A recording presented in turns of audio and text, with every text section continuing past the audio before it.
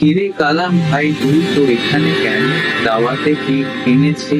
তুই না সৌদি আরব গেছিস?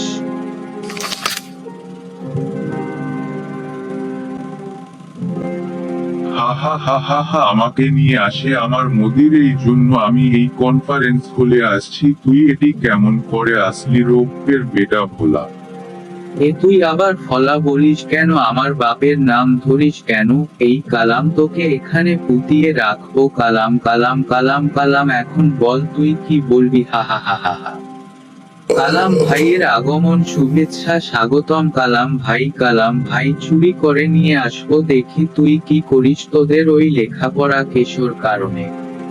ওয়াও রূপু, জাস্ট তুই লাগা, ফেরত লাগার পারে যাস, তোকে দেখে নেব। তোর পিঠের চামড়া একটাও থাকবে না পিঠে, বর্তমানে বস্তা বাঁধিয়ে নিয়ে যাস।